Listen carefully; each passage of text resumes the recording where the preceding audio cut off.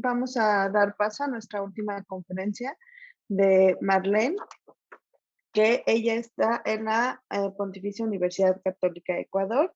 Y pues también muchísimas gracias y un gusto vernos y oírte por aquí. Muy bien, ahora sí, ya, te Listo. permito 30 segundos maravillosos. Quiero decir buenos días, buenas tardes, buenas noches a todas y todos. Agradecer mucho por la invitación, Nadi y Janet, es un gusto para mí estar aquí. Voy a correr para tratar de llegar a algunas cosas nuevas que hemos hecho en los últimos tiempos. Gracias por ese título que has puesto, Nadi, porque me dio oportunidad de balancear un poco lo que quería hacer.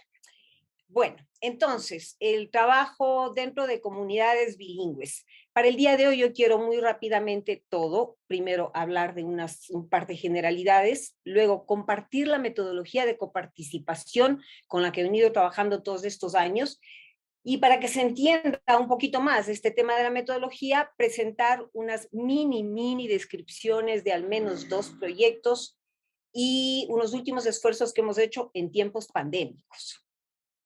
De alguna manera, esto me va a permitir hablar al menos de una de mis 2 vidas, porque tengo una doble vida, la una que es el castellano andino ecuatoriano y la otra las lenguas indígenas. Bien, en las generalidades empiezo por rápidamente compartir con ustedes el Ecuador, que es un país pequeño, 225.000 kilómetros cuadrados más o menos, y es un país muy diverso en todos los sentidos. Tenemos, aparte, bueno, del español, 14 nacionalidades indígenas que hablan 13 lenguas indígenas que están marcadas en este mapa que ustedes pueden ver acá. Cada color corresponde a una diferente nacionalidad que está ligada a una lengua. Eso no significa que la lengua está restringida solamente dentro de estas fronteras territoriales, ¿no? Pero es en donde más se concentra cada una de las lenguas. De estas, la que más se habla es el quichua en toda la sierra, en la Amazonía y también en las Islas Galápagos. Y bueno, 12 lenguas más, aparte del quichua, pero ahorita no las voy a mencionar. Y en cuanto a las comunidades, cuando nadie puso comunidades bilingües, yo pensé, bilingües, multilingües, trilingües, hay tanta variedad en esto de las comunidades. ¿Qué es una comunidad en definitiva, no? Pero básicamente quería comentarles que hemos podido trabajar con varios casos de multilingüismo distinto, por ejemplo, en Galápagos, en donde hay quichua, muchas lenguas extranjeras y español, bilingües, trilingües en Amazonía, por ejemplo, 2 lenguas indígenas y también el español, con poblaciones monolingües que eran quichua hablantes, pero ahora hablan solamente español, en la sierra, ya sea urbana o también rural. Luego, bilingües en la sierra, que es el mayor trabajo que hemos hecho. Hemos trabajado entre el año 2012-2013 con lengua de señas y esto es bien interesante porque después de estos años, ahora estamos viendo algunos de los logros después de ese trabajo inicial con lengua de señas. Algunas publicaciones, una de ellas que va a salir la próxima semana. Hemos trabajado además, empezamos a trabajar con español afroecuatoriano de la sierra justo antes de la pandemia. Vamos a ver qué pasa. Y con comunidades de práctica. Entonces, de esa manera, el tema de comunidades es otra cosa que necesitamos repensar. ¿Qué es una comunidad? ¿A qué nos estamos refiriendo? En el caso del castellano andino ecuatoriano, sobre todo yo me he centrado en la zona de la sierra. Estas son las distintas variedades de español, según varios autores, pero eso implica que me he centrado en este callejón interandino que hace de la variedad del español castellano andino algo muy especial, porque es como que estamos encerrados entre ollas y entre montañas, con un contacto intenso y prolongado sui generis. Increíble. Bien. Luego yo había pensado originalmente hablar de algunas anécdotas que se convirtieron en lecciones de trabajo y de vida y que han ido de alguna manera delineando esta forma de trabajar que tenemos. Pero como no nos va a dar tiempo, nada más voy a pasar en blanco, quizás después en las preguntas sea posible, ¿verdad? Bien. Algo que no puedo dejar pasar, eso sí, es una de las mejores lecciones que entre 1900, en verdad, 91 y 92 tuvimos cuando me invitaron a hacer un estudio sociolingüístico de la vitalidad de la lengua quichua en la sierra ecuatoriana. Entonces, aquí está la Sierra Ecuatoriana. La GTZ, que es la Agencia para el Desarrollo de Alemania, se había hecho cargo de la educación intercultural bilingüe en Ecuador y me pidió que hiciera este sondeo. Empezamos a delinear toda esta idea con un compañero alemán, Thomas Budner, y nuestra primera condición para poder trabajar fue: tenemos que trabajar con compañeros indígenas que de preferencia sean bilingües de toda esta región, de manera que puedan hablar las distintas variedades de quichua que se hablan, de manera que de verdad podamos llegar a cada lugar y trabajemos con las comunidades, con las escuelas, con las personas de distintas edades y también con autoridades, ¿no verdad? Con ellos fuimos delineando paso a paso la investigación, los sitios donde íbamos a ir a trabajar, sitios que en apariencia no eran quichuas según el censo o según los datos oficiales, pero que en la realidad sí tenían población quichua. Y bueno, llegamos a trabajar con 4.700 familias en toda esta zona que ustedes pueden ver acá, y más o menos 63 escuelas. Los resultados fueron estupendos en cuanto a lo que estábamos necesitando saber, pero más que nada, esto fue importantísimo para que aquellas personas que generalmente se les considera los investigados, los informantes, se conviertan en investigadores. Esto es lo que yo llamo en la metodología de la que voy a hablar en un instante, los logros a largo plazo. Muchos de ellos todavía están liderando movimientos en sus comunidades y también a nivel nacional. Entonces, es sobre todo esto en lo que quiero ahora enfatizar. Bien, voy a pasar al segundo punto, que es la metodología de coparticipación.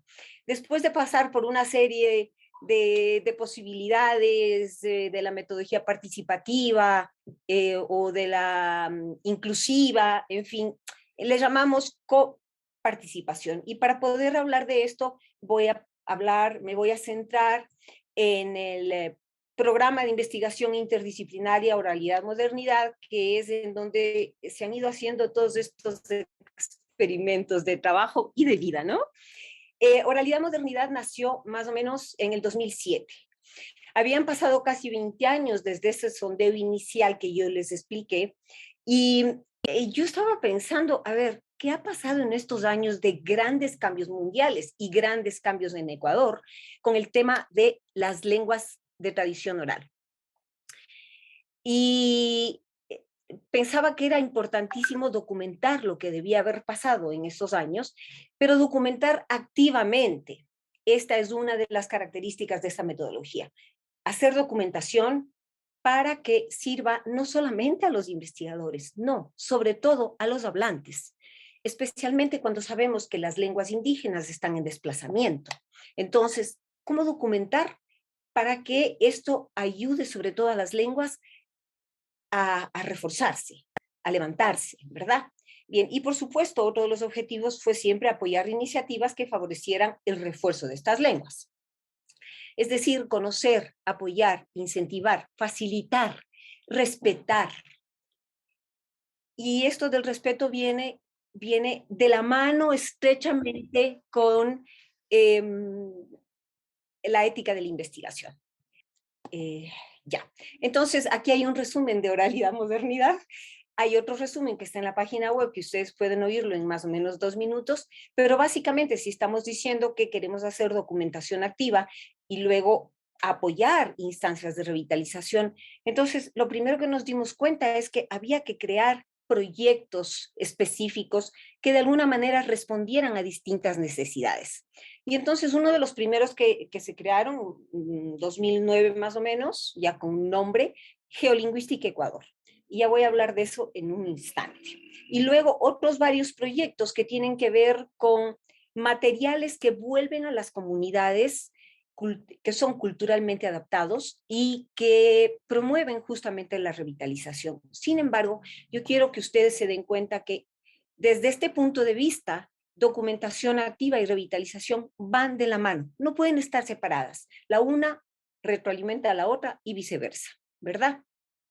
Porque si yo tengo estos materiales, si soy parte de estas investigaciones, si además hablo una lengua que es la lengua de mi familia, de mis ancestros, de mi comunidad, entonces veo que está disminuyendo y quiero que se revitalice. Bien, el día de hoy posiblemente, si sigo hablando a esta velocidad, vamos a hablar un poquito de acá y un poquito de este proyecto Voces Andinas y Conocimientos Ancestrales. Básicamente de la metodología de la que estaba mencionando, se resume así, en algo que yo llamo el círculo metodológico promovido desde Oralidad Modernidad y que ha ido desarrollándose así como un niño poco a poco con los años de trabajo con las comunidades, ¿verdad? Entonces, básicamente, tenemos nosotros como meta empezar siempre con la socialización de cualquier proyecto. Estos proyectos ahora no salen de nosotros, salen muchas veces de las comunidades. Y cuando hablo de socializar, no es decirles, miren, tenemos esto, queremos que hagan. No, conversamos, reflexionamos, intercambiamos ideas y a partir de eso va a nacer una nueva iniciativa. Luego siempre hay conformación de equipos locales que reciben capacitación de distinto tipo, por ejemplo, software lingüístico, georreferenciación, ya vamos a ver unas fotos sobre eso, y hacemos unas primeras pruebas piloto para luego pasar a desarrollar ya el trabajo y empezar a ver resultados, productos, siempre con validaciones continuas, ¿no? Cuando ya tenemos productos, entonces hacemos socializaciones a niveles más amplios y entregas de esos productos. Esto siempre cruzado por la ética de la investigación en absolutamente todos los pasos. Si trabajamos así, lo ideal es que ya empecemos a tener logros a largo plazo para todos, ¿verdad? Entonces, para que ustedes vean más o menos un ejemplo, tenemos estas mini descripciones de dos proyectos, ¿no? Voy a hablar rapidísimo de este megaproyecto, aunque sea una mini explicación. Geolingüística Ecuador, que se puso como objetivo hacer la representación de la vitalidad de las 12 lenguas indígenas del Ecuador por medio de mapeos geolingüísticos, pero siempre tomando en cuenta los contextos de comunicación, todos los posibles contextos de comunicación y geolocalizados, ¿no? En la adscripción territorial. Por supuesto, vuelvo a recordarles, vuelvo a subrayar, el hecho de adscribirnos a un territorio es para posibilitar este estudio en cada espacio, ¿no verdad? Pero sabemos muy bien que eso no significa que las lenguas se hablen solamente en esos espacios. Bien, y entonces para esto hacemos, bueno, los equipos, se van armando los equipos y las capacitaciones que son muy distintas, ¿no? Bases de datos, georreferenciación, eh, entrevistas, cómo hacer una entrevista, cómo recoger una narrativa, en qué lengua lo vamos a hacer, en qué variedad de la lengua. Tenemos bases de datos que hemos creado para nosotros, para Oralidad Modernidad y que se crearon en Access. Como nunca tenemos financiamiento verdaderamente, entonces tenemos estos programas de acceso libre, ¿no? Y buscamos aquellos que sean de fácil uso, de fácil funcionamiento y que se adapten a las distintas realidades con las que estamos trabajando. Bien, en este caso, ¿se acuerdan que la vez anterior, en el 90, habíamos trabajado con 4.700 entrevistas? Bueno, en este caso estamos hablando de 6.700 entrevistas georreferenciadas que tienen 95 variables y ustedes me van a decir, perdón, 95 variables no es una entrevista. Bueno, se la trata como una entrevista en la medida de lo posible. Todo en conversación entre los entrevistadores y las personas entrevistadas, ¿verdad? Entonces, la cantidad de datos que tenemos es inmensa. Aquí se trata de ver lengua materna, preferencia de uso, niveles de bilingüismo en el sentido muy, muy amplio. Conozco, no conozco otra lengua, transmisión intergeneracional y todos aquellos parámetros que nos aconseja la UNESCO para ver qué está pasando con la lengua en los distintos ámbitos, comunitario, niveles micro, niveles macro, niveles meso, ¿verdad? Entonces, ustedes ya ven la magnitud que tiene este trabajo. Todavía no hemos completado el análisis, obviamente, pero hemos avanzado también, tanto en los datos cualitativos como en los cuantitativos.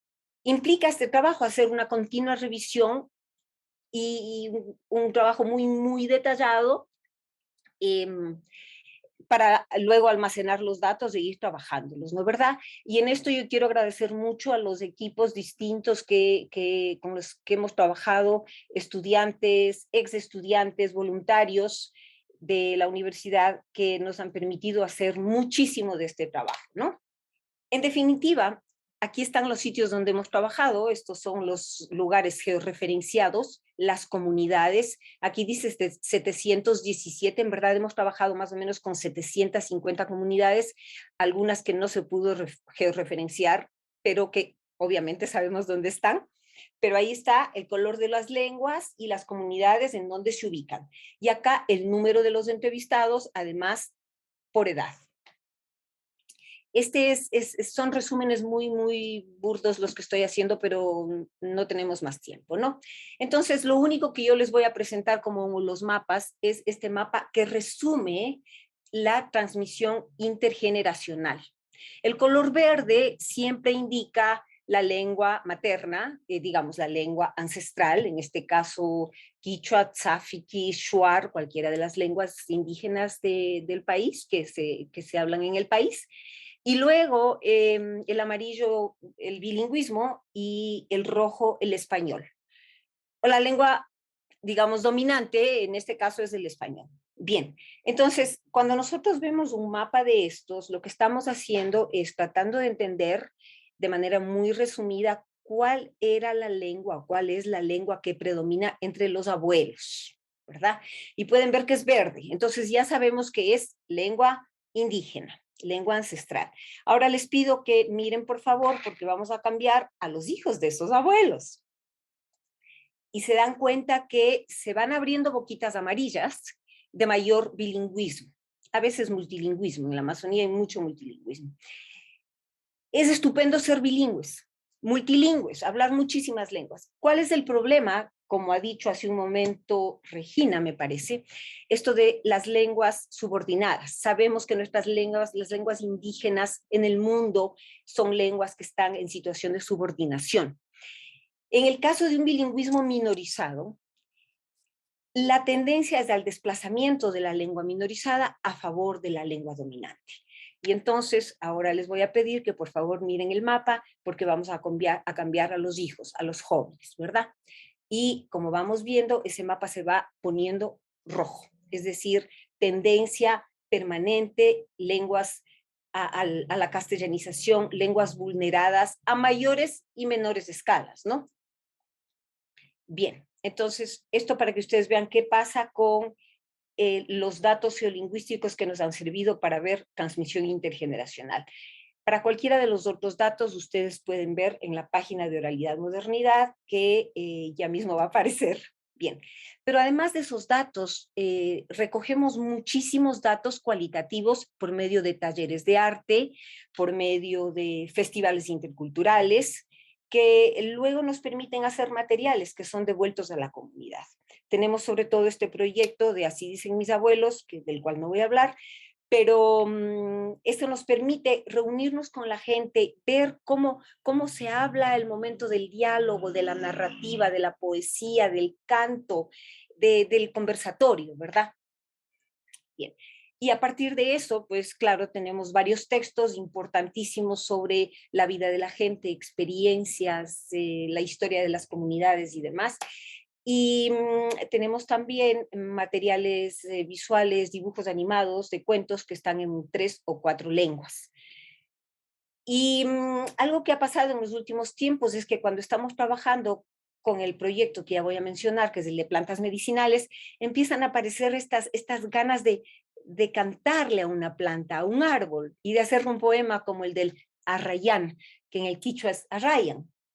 Siempre entregamos los materiales, los productos en las distintas comunidades, en reuniones lo más grandes posibles, depende del sitio en donde estén, pero aquí ustedes pueden ver un resumen de las entregas. Bien, ahora, cuando hacemos todo este trabajo, empezando por el de geolingüística, no solamente es trazar una línea o un punto, ¿verdad? Es caminar por los senderos, por las montañas, por los ríos y ver qué está pasando con los territorios, con las construcciones, la forma de vida, con el cambio climático, con las formas de sembrar, de producir, de alimentarse. Y esta ha sido una de las partes que yo ya considero un gran logro, porque en ese momento empezamos nosotros a reflexionar sobre quiénes somos, cómo vivimos, qué significa este territorio y esta tierra para nosotros, cuál es nuestra historia, en dónde estamos, cómo han cambiado las cosas. Las identidades individuales y colectivas emergen con una fuerza y conjuntamente con ello la defensa de los derechos, no solamente del territorio, los derechos a la lengua, a la cultura, al conocimiento, a ser, ¿verdad? Eh, Todas las fotos que yo les estoy poniendo son fotos propias, aquellas que están así un poquito veladas es porque la persona no ha dado autorización para que se la presente hoy. Bien, aquí algo de lo que hacemos con los materiales cualitativos y estas discusiones de reflexión es qué ha pasado, qué pasa con nuestra historia, cómo nos reencontramos con ello. Entonces se dan cuenta ustedes que con este primer paso de documentar, empezamos a reflexionar en cómo revitalizar. Y tenemos varios caminos. Ahora me voy solamente a centrar en este proyecto de Voces Andinas y Conocimientos Ancestrales, que es de los últimos que hemos hecho, y que consiste en recuperar el conocimiento ancestral sobre plantas medicinales. Pero la planta medicinal no está en el aire, como tampoco las lenguas, son personas, ¿no verdad? Vidas, vidas que se relacionan. Entonces, este proyecto, algo interesantísimo, es que nació por la iniciativa de una de las comunidades. Dos, que nos permite ver no solamente las plantas, dónde están, cómo están y si están, cuál es su uso, sus prescripciones, proscripciones, pero además, qué concepción tengo del cuerpo, de la salud, de mi relación con el ambiente, de mi relación con el mundo. ¿Mm? Entonces, hasta ahora hemos trabajado en 3 provincias distintas, en 7 comunidades indígenas, y partimos de esto, de este pensamiento que tuvieron compañeros indígenas que están en esta fotografía. Nuestras plantas medicinales son parte de los ancestros y ahora nos estamos olvidando. ¿Será porque no nos parece bueno o porque nos da vergüenza? Y por supuesto aquí está todo el tema de la vergüenza, de la actitud, del prestigio, del estatus de la lengua, ¿no? De la lengua, de la cultura, de la gente que la habla. En este caso yo les voy a mencionar muy rápidamente proyecto que no ha terminado, que es el tercero de las plantas medicinales y que además empezamos a realizar muy cerca de la ciudad de Quito. Miren ustedes, acá está Quito, acá está el sector de Pinta, trabajamos en 3 comunidades, solamente en una de estas comunidades, que es de altura, se habla todavía un poquito de quichua. Lo interesantísimo de esta región es que aunque está tan urbanizada y ya no se habla el quichua, se tiene el conocimiento ancestral tan profundo. Imagínense ustedes que en los 3 proyectos hemos recogido como 360 plantas medicinales. 160 vienen de esta región. Y el 35% de las plantas que se recogió en esta región tienen nombres quichuas. Bien, seguimos el mismo camino que les había mostrado yo en el círculo metodológico. Empezamos con la socialización, la discusión de qué se trata, qué es lo que hemos hecho antes, cómo vamos avanzando. Y ellos forman el equipo local. Como pueden ver, siempre estos equipos están casi formados por gente joven que son los que van a hablar con los mayores, los sabios, los conocedores del uso, desuso, prescripciones y demás de las plantas, ¿verdad? Es muy interesante porque estos jóvenes nos fueron mostrando cómo ellos además dan nuevos usos a las plantas y que tenían un conocimiento tan grande del uso de las plantas medicinales. Bien, hacemos diálogos con el equipo, diálogos en cuanto a la metodología, al trabajo, al sitio que vamos a visitar, a las personas con las que vamos a conversar y empezamos con las capacitaciones, en este caso con el software lingüístico Lexicpro, que no voy a explicar mucho porque todos ustedes seguramente lo conocen, pero hacemos también un conversatorio sobre las fichas bases en las que vamos a ir recogiendo material y luego empezamos la práctica con Lexicpro, que más o menos luce así. Lo interesante de este software es que es bastante sencillo de utilizar, es gratuito y nos permite poner las plantas, el nombre de las plantas, fotografías, videos, voces, de manera que es posible escuchar, ¿verdad? Y ver a los conocedores, el sitio donde se siembra y demás. Hacemos las pruebas piloto y luego avanzamos en el trabajo siempre con acompañamiento, ¿no? Y además con la sabiduría de las personas que todavía mantienen el conocimiento y que conocen cada planta, cada hojita, cada flor y para qué sirve, ¿no? Hacemos la sistematización, registro y procesamiento de datos y después tenemos productos. Aquí no está el producto de la región de la que estoy hablando porque todavía no hemos logrado hacerlo. Sin embargo, hemos ya logrado tener estos dos productos de las otras regiones que van acompañados con algunas otras cosas como videos, postales, algunas de las cuales van a ver. Estos ya están al público, son de libre acceso con la dirección que tienen acá. Bien, entonces, hemos caminado más o menos por aquí, acuérdense, siempre guiados por la ética. Reconocer el conocimiento de cada uno, devolver todo, no mentir a la gente, buscar su bienestar, nuestro bienestar, porque estamos trabajando en conjunto, no estamos separados, ¿verdad? Y llegamos a los logros. Algunos de estos ya les he mencionado, pero en este caso no hay todavía un producto como el que hemos visto, pero hay logros grandes. Ellos empiezan a preguntarse qué pasa con las semillas que no tenemos, debemos recuperar semillas. Y para eso nosotros lo que hemos hecho, lo que hicimos fue revivir un espacio que estaba abandonado para poder hacer ahí el invernadero con las plantas. Y en ese momento llegó la pandemia. Llegó la pandemia y nos preguntamos, ¿y ahora qué hacemos? ¿Qué hacemos? Y bueno, conversando con la gente, dijimos, en tiempos de pandemia debemos recuperar conocimientos ancestrales y debemos afianzar la lengua. ¿Eso qué implicó? Volver a las raíces y despertar a la tierra. Esta nuestra semilla es frase de uno de los investigadores locales que dijo, tenemos que volver a la tierra, a nuestra lengua, a lo que conocemos, porque solamente así vamos a salir adelante.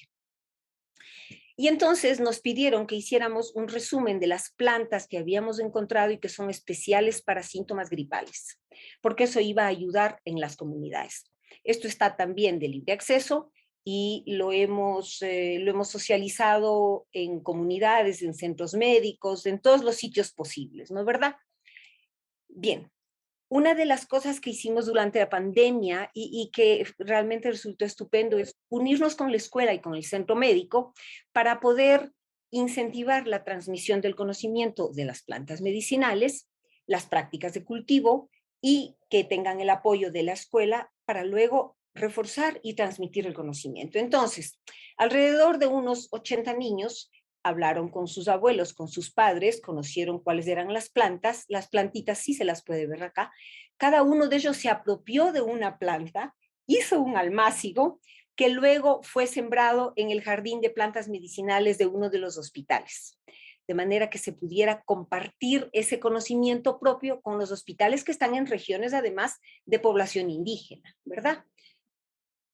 Tengo que decirles con mucha felicidad que hace más o menos 3 semanas mi marido constató que sigue vivo el jardín de plantas medicinales. Bien, pero conjuntamente con eso nos íbamos preguntando toda la incomunicación que hay para las comunidades con el tema del COVID, ¿qué hacemos? Y entonces algunos compañeros dijeron, miren, debemos trabajar para empezar a entender qué es el COVID y hacerlo más comprensible. Si decimos enfermedad catastrófica, la gente va a comprender mejor la magnitud de este problema. Les voy a dar 3 ejemplos de lo que encontramos. En quichua amazónico se le llamó unguicuna, es decir, enfermedad en plural, porque el plural hace que se muestre que es enorme, hablando de los plurales, ¿no?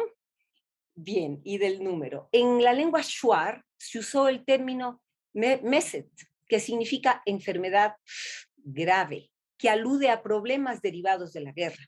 Y en el quichua de la Sierra Norte se decidió llamarle pandemia, es decir, tristeza, enfermedad que está por todo el mundo. y por toda la tierra. Bien, al mismo tiempo fuimos creando conjuntamente con los compañeros indígenas estos mensajes sobre el tema de quédate en casa, que para el momento eran oportunos, pero que no llegaban a las comunidades culturalmente pertinentes. Y entonces, de las distintas comunidades, los compañeros nos mandaron fotos de sus casas, de las casas que tienen, ya sea dibujos, y las frases que estaban más lógicas para cada una de las poblaciones. Igualmente con el tema de lavarse las manos, ¿no, verdad? Me lavo con lo que tengo, que es el agua del río, cierto es, tengo jabón, tengo una telita. Y aquí la mamá es abuelita del compañero que nos mandó las fotos, de Javier, que estaba además tan contenta de poder hacer esto y mostrar que sí se puede hacer las cosas siempre y cuando se las contextualice. Bien, a partir de ello empezamos a pensar que el mundo virtual tiene que darnos facilidades y las facilidades que nos dio fue poder comunicarnos con el mundo. El año pasado realizamos alrededor de 8 webinars, nosotros apoyando a compañeros indígenas que fueron los que más trabajaron en esto, también apoyados por organizaciones del País Vasco, para poder compartir con indígenas del mundo la situación en los distintos sitios, ¿verdad? ¿Qué está pasando? ¿Cómo han enfrentado la pandemia? ¿Qué otros problemas tenemos? Miren, experiencias de luchas por la revitalización de las lenguas, medios de comunicación, cómo trabajar con ellos. Y el siguiente paso a eso fue pensar que entonces era posible hacer talleres internacionales virtuales sobre el activismo y la revitalización de las lenguas. Hemos realizado hasta ahorita 5 talleres con el apoyo sobre todo de la Universidad del Norte, del País Vasco otra vez, de activistas de todos sitios. El título decía trabajar dentro de las comunidades. Sí, yo empecé el 2007 diciendo debemos trabajar desde las comunidades para volver a ellas, pero también para impactar al mundo de afuera. Creo que después de todos estos años, algo hemos hecho, estamos trabajando mancomunadamente. El título decía el trabajo adentro de las comunidades. Y así es, así tiene que ser. Sin embargo, no siempre que estamos adentro trabajamos con. Solo trabajamos un momento, tenemos datos, nos despedimos y la gente no se ha dado cuenta. Así que yo quiero aumentar al adentro a un con, el trabajo con comunidades. Un trabajo con comunidades que necesita perseverancia y trabajo permanente, que yo les llamo el conjunto de las R's. Algunas personas ya me han oído. ¿Qué son las R's? La única manera de trabajar con constancia, éticamente, y pensando en trabajos activos, en los que todos nos vamos a reconocer, nos vamos a enriquecer, perdón, es reconocer que hay y reconocernos nosotros. ¿Cuál es nuestro rol? ¿Cuál es nuestro rol como lingüistas, como compadres, como investigadores, ¿verdad? Repensar lo que estamos haciendo y repensarnos constantemente. Reimaginar y reimaginarnos que es posible tener un mundo en donde primen los derechos. Hablar una lengua no es un sistema de símbolos, de signos aislado de la vida, no, es la vida diaria, ¿verdad? Es el ser, es la historia. Entonces, reimaginémonos que sí es posible. Y para eso creo que tenemos que reinventarnos. Hace un momento escuché esto de reconceptualizar. Tenemos que reinventarnos, otra forma de trabajo, otra forma de educación, otra forma de acercamiento. Es decir, yo creo que este momento es un momento de renacer. Solo de esa manera vamos a poder recomprometernos. Y he dejado estos espacios vacíos para que los vayamos llenando en conjunto. ¿Qué más puedo poner en cada casillero, verdad? Quiero terminar diciéndoles que no podemos desfallecer los que estamos trabajando en esto. Ya no es un trabajo, es una forma de vida. Continuemos y contagiemos, por favor. Muchísimas gracias. Marlene, muchísimas gracias y muchísimas gracias por el resumen de tantos años de trabajo y de vidas. Muchísimas gracias.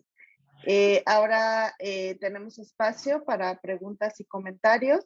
Pueden levantar la mano aquí en Zoom para darles la palabra. Pueden ponerlo en el chat y para la gente que nos está acompañando en Facebook Live, lo pueden hacer también ahí en la sección de comentarios.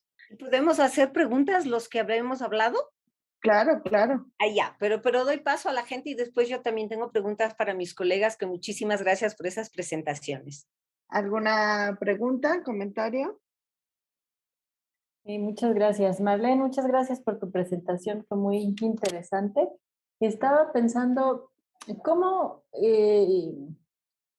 crearon el vínculo con los nuevos investigadores regionales. O sea, ¿hubo algún tipo de formación, digamos, bidireccional también hacia ustedes? ¿Con ellos cómo fue?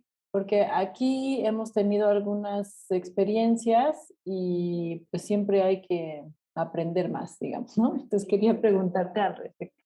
Gracias. Marcela, cuando tú dices investigadores regionales, estamos hablando de los compañeros indígenas que están en cada región. Sí. A ver, se van creando con mucho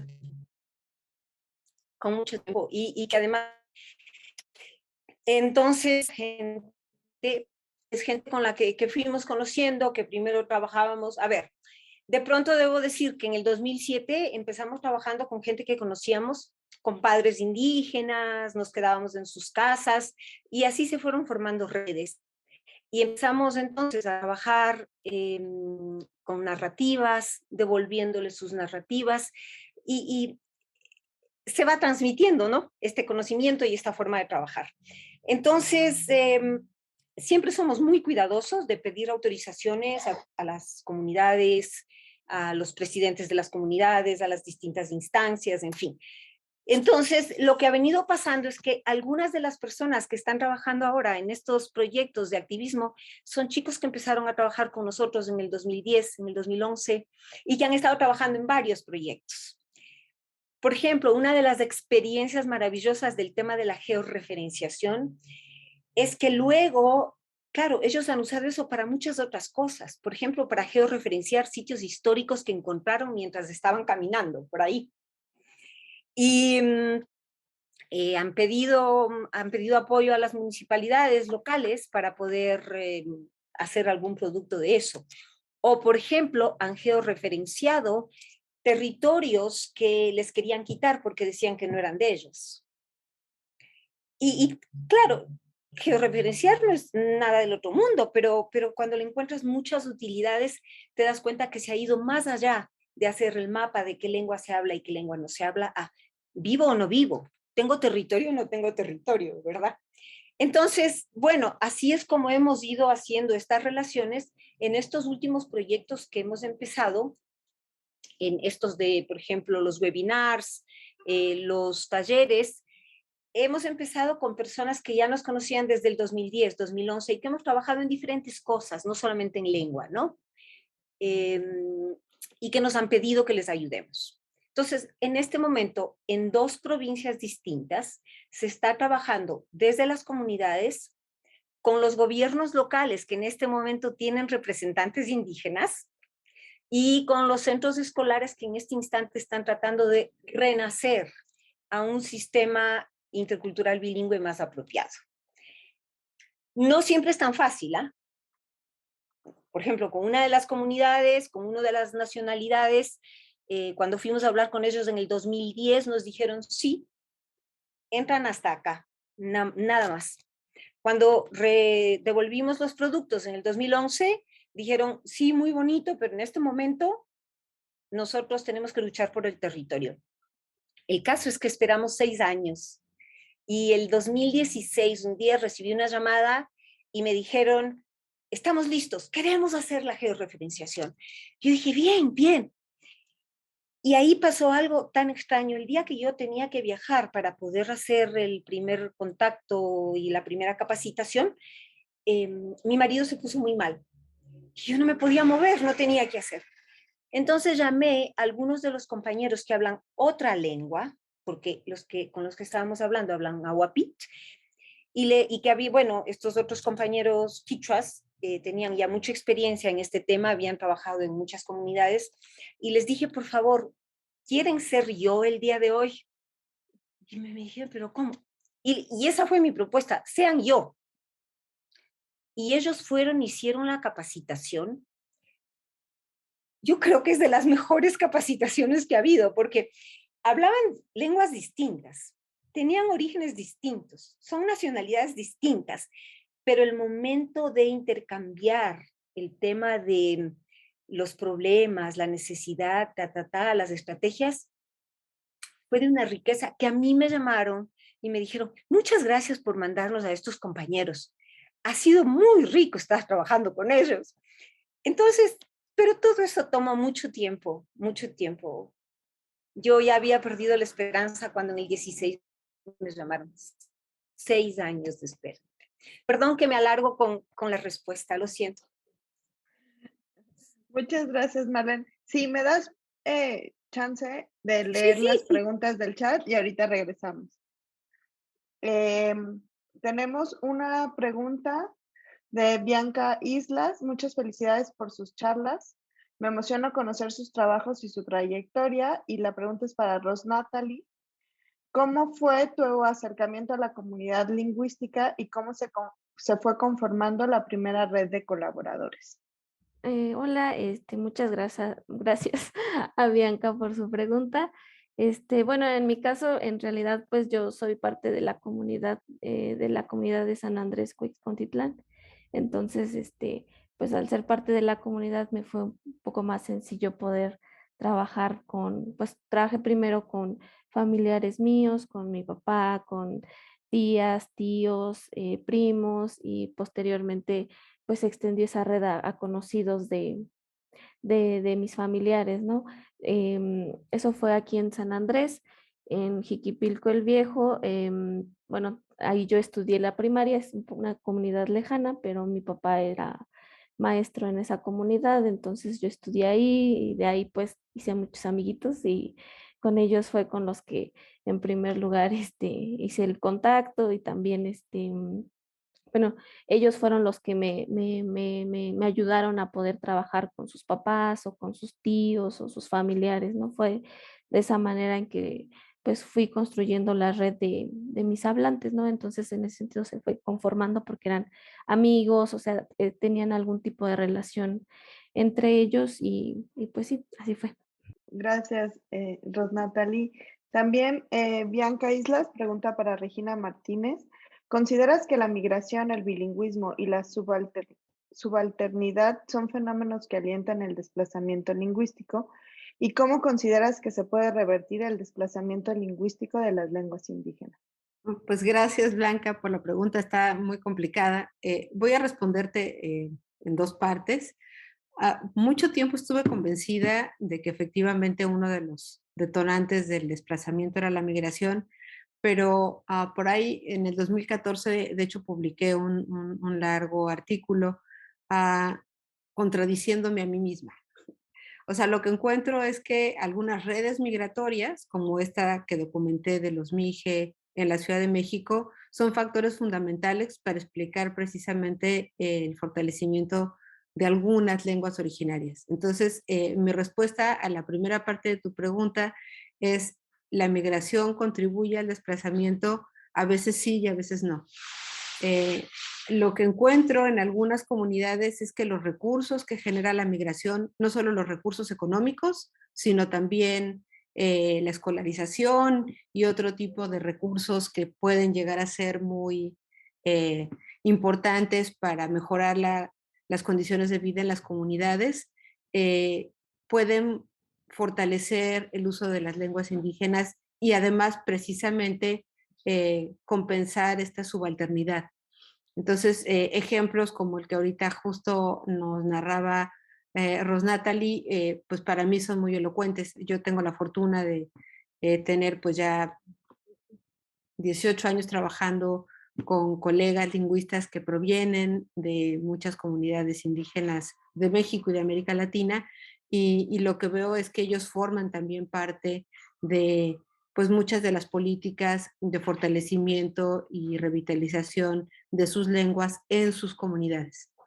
Entonces, creo que la migración, y bueno, para estudiar un posgrado, como es el caso de Rose Natalie, pues tienen que migrar fuera de sus lugares de origen. Pero en general, mucha de las trayectorias educativas de estos colegas, pues precisamente suceden fuera y implican no solo la escolarización, sino la movilidad.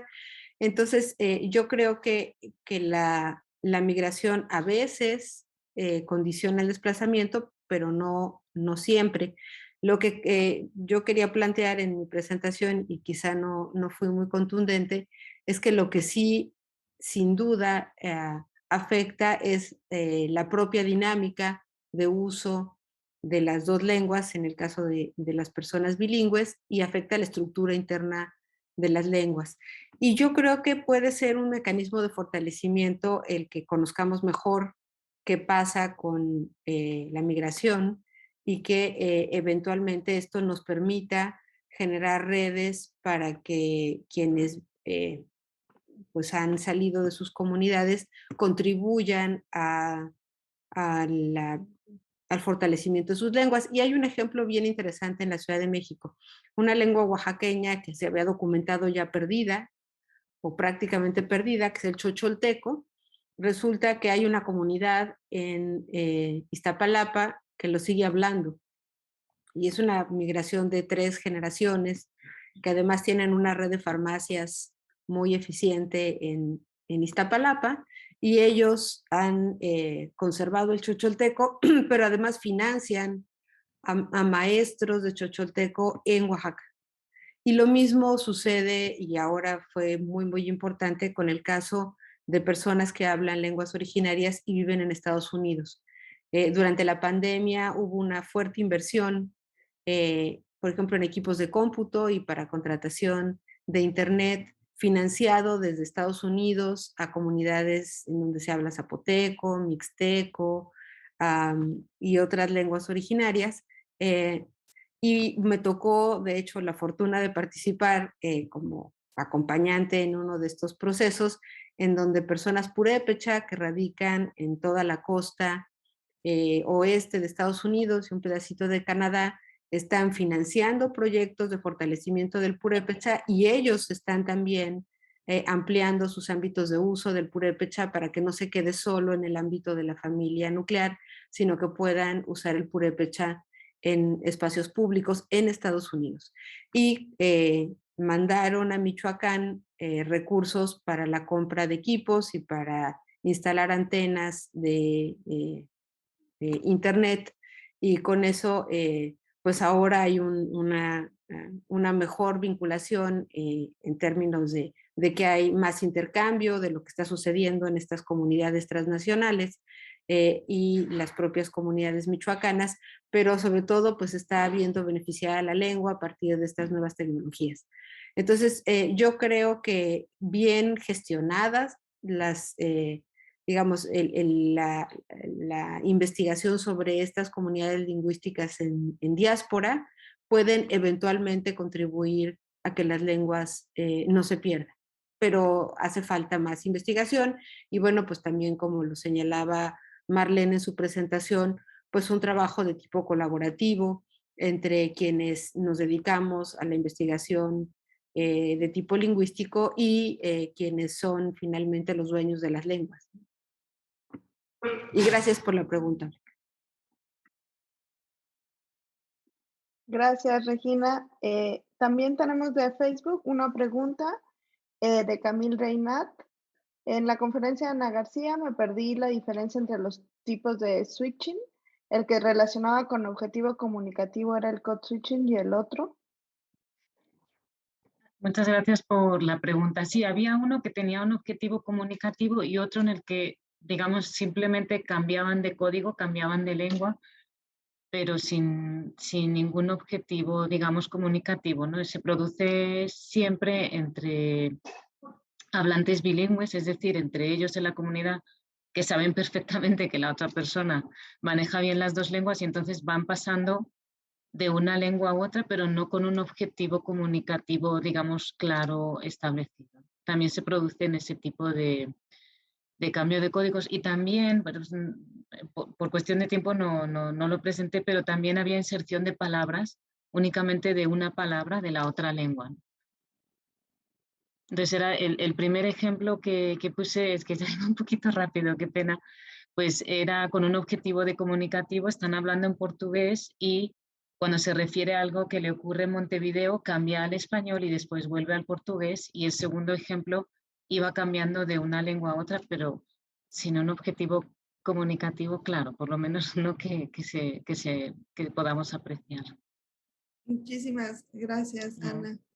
Muchas gracias. Yo tenía algunas preguntitas bien puntuales para todos, pero antes de hacer las preguntas, si es que me da tiempo, nada más quería decir algo sobre el tema de la migración. Regina tiene toda la razón, ¿no? Que no siempre va hacia la pérdida, aunque esa sea la tendencia, y es gracias al trabajo mancomunado, justo lo que ha dicho Regina. Quiero yo aquí puntualizar dos cosas que sí nos han estado pasando. Uno, las redes internacionales. Hemos estado trabajando mucho con redes internacionales que han proliferado en el momento de la pandemia. Radios, por ejemplo, que hacen entrevistas en lenguas indígenas y que ha sido posible comunicarnos a la distancia, que ha sido muy, muy importante porque no siempre las comunidades acá han tenido la posibilidad de tener estas comunicaciones internacionales, inclusive con muchas de sus familias y conocidos que están fuera. Entonces, ha sido esa una muy buena forma de reforzar además la idea de que sí, mi lengua vale y vale para todo, en todo momento. Entonces, esa es la una cosa. Y la otra cosa que tenemos bastante acá en Ecuador, en las comunidades transfronterizas, es lo que pasa con la retromigración. Cuando las personas que salen y regresan han estado en sus comunidades, ya sea de origen o comunidades en donde todavía se habla bien su lengua, se habla prolíferamente, y regresan con más fuerza para poder hablar con la comunidad en donde viven. Entonces, tienes razón, yo también siempre pensaba, no, la migración, pero hay que ver todas estos cambios que van pasando, ¿no? Y que se van dando. A ver, yo tenía unas preguntas bien puntuales. Rosnatalie, yo quería preguntarte si tú encontrabas estas marcaciones o no marcaciones de número, por ejemplo, en hablantes de tercera generación, hablantes de herencia, porque acá encontramos mucho, ¿no? Hijos de hablantes indígenas que hablan solamente español, que son ya hasta de tercera generación, pero que están manteniendo los mismos rasgos que sus padres, sus abuelos. Muchas gracias por tu pregunta, Marlene. En el caso de bueno, particularmente de aquí de San Andrés, lo que sucede es que no, como que esos rasgos de contacto, digamos, no se llegan a transmitir a las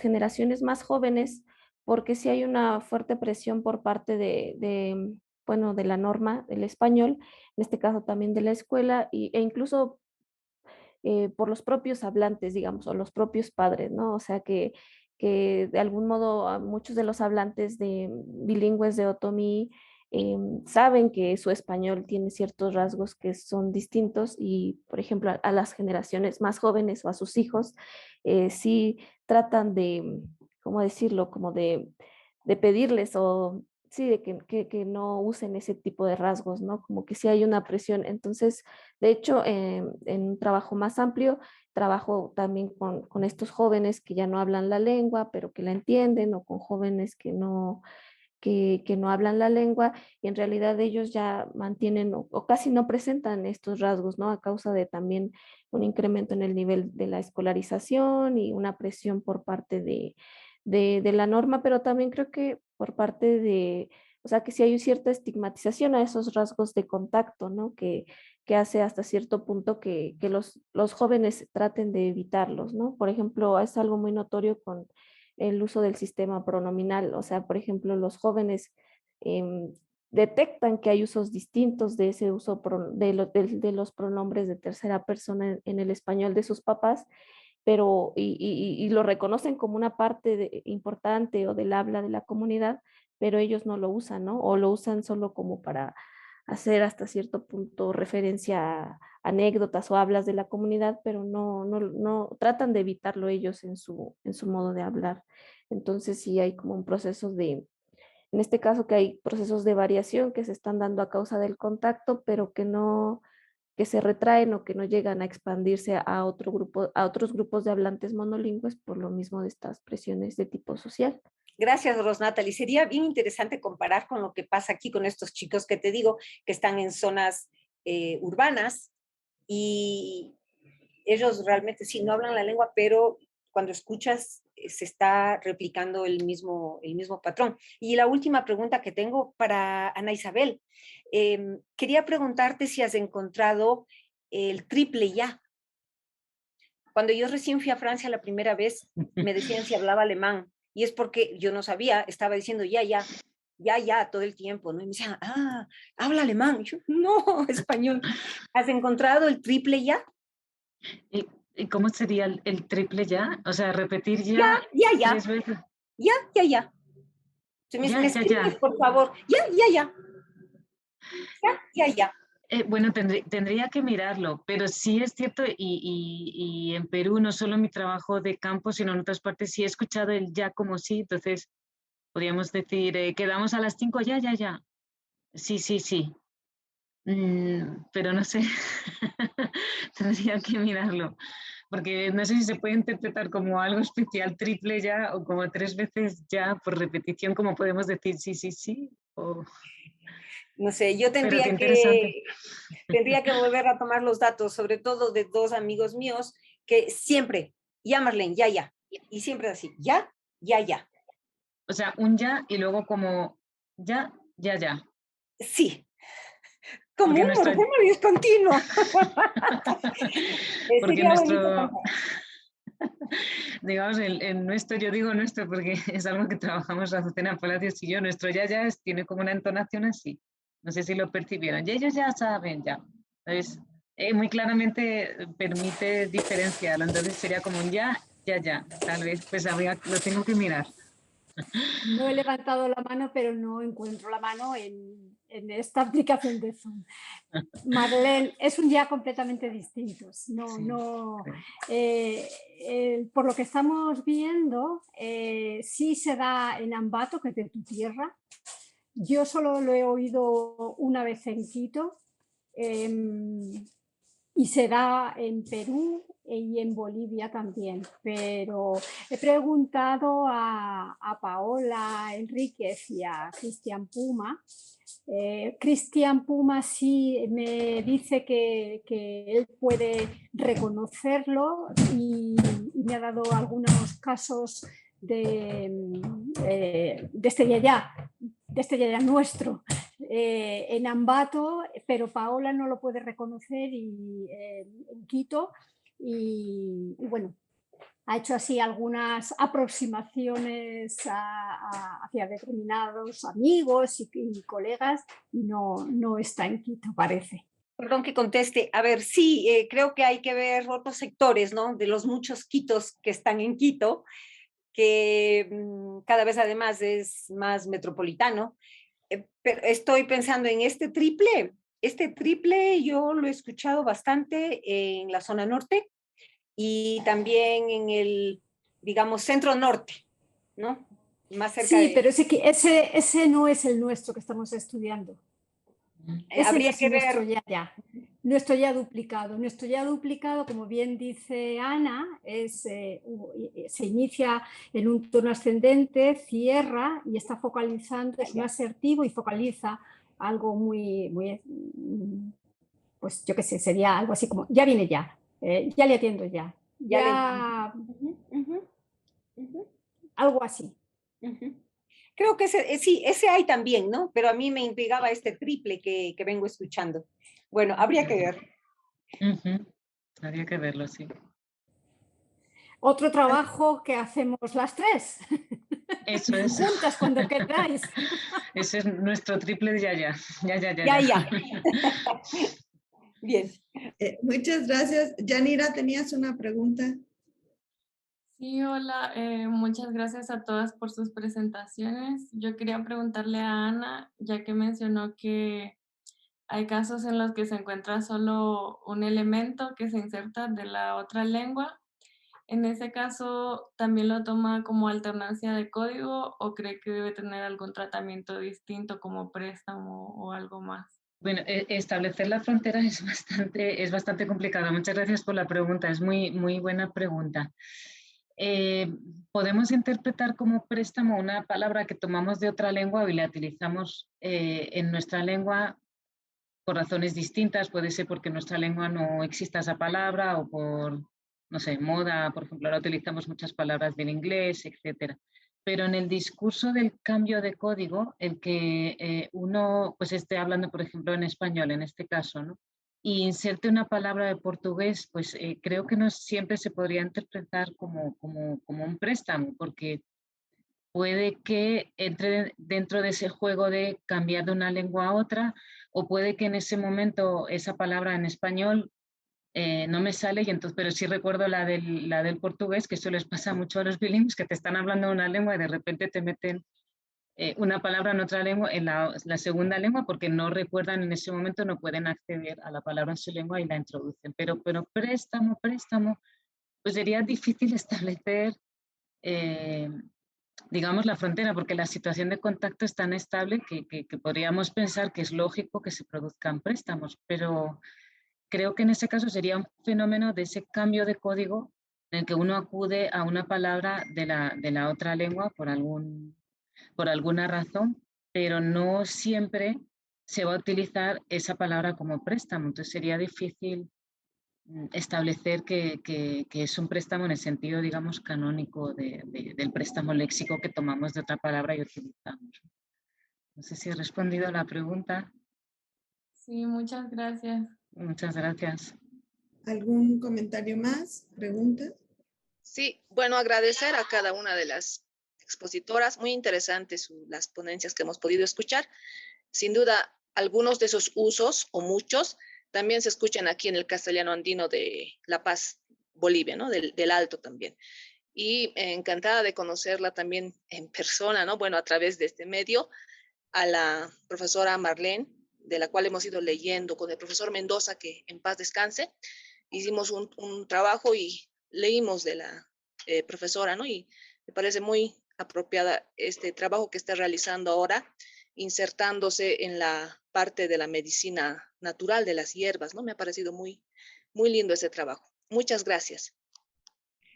Solo quiero agradecerle a María Luz y quiero poner en el chat tal vez la página donde pueden acceder, ¿no? A eso. Muchísimas gracias a Azucena, a Marcela, a Yanira, a Ana, a Sara, a Rosnatalie, a Regina, a Edith, a Marlene por haber aceptado, por estar aquí en estos 2 días de contacto lingüístico.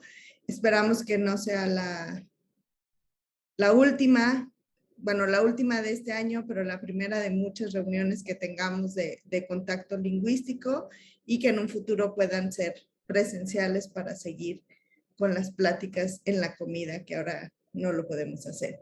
Pero muchísimas gracias también a Janet, muchísimas gracias a Ale Vigueras, nuestra coordinadora del Centro de Lingüística Hispánica, que nos ayudó en toda la parte técnica de formatos y demás. Arturo, que nos ha echado la mano con la sesión de Zoom y con todas nuestras dudas de Zoom, que por más que lo seguimos usando, nada más seguimos no entendiéndolo.